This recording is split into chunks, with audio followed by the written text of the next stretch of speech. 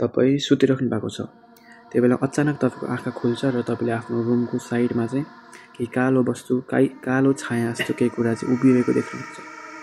तपाईँ डरले आफ्नो बडीलाई मुभ गर्न खोज्नुहुन्छ, हल्लाउन खोज्नुहुन्छ, तर तपाईँ आफ्नो बडीलाई आफूले नै कन्ट्रोल गर्न सक्नुहुन्न। त्यो हल्लिँदैन, केही हात पनि औँला पनि केही पनि हल्लिँदैन। तपाईँ एकदम धेरै प्रयास गर्नुहुन्छ, हल्लाउन कोसिस गर्नुहुन्छ, लास्टमा चाहिँ एक्कासी चट्ट लागेर चाहिँ आफ्नो बडी तपाईँले हल्लाउन सफल हुनुहुन्छ। हो, आज हामी कुरा गर्न गइरहेको छौँ स्लिप प्यारालिसिस।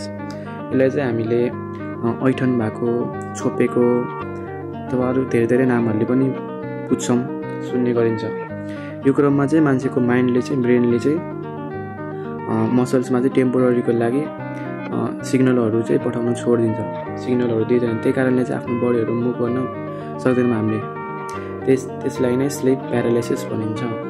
यसको कारणहरू चाहिँ मान्छेको अनिन्द्रा हुने, दिमागमा टेन्सन धेरै हुने, अनि आफ्नो बडीहरू थकान फिल हुने, यस्तो कारणहरूले गर्दाखेरि चाहिँ मान्छेले स्लिप प्यारालिसिस चाहिँ एक्सपिरियन्स गर्छ। यो हटाउनको लागि त्यही भएर मान्छेले चाहिँ स्लिप सेड्युल चाहिँ राम्रो, हेल्दी स्लिप सेड्युल चाहिँ फलो गर्नुपर्ने हुन्छ। आफ्नो निन्द्राको ख्याल गर्नुपर्ने, टाइममा सुत्ने, टाइममा उठ्ने, यस्तो गर्नुपर्ने हुन्छ। यस्तो गऱ्यो भने बल्ल आफूले यो यस्तो ऐठन हुने यस्तोबाट चाहिँ बच्न सकिन्छ। त्यसैले आफ्नो स्लिप सेड्युललाई फलो गर्नुहोस्, राम्रोसँग बस्नुहोस्, स्टे हेल्दी।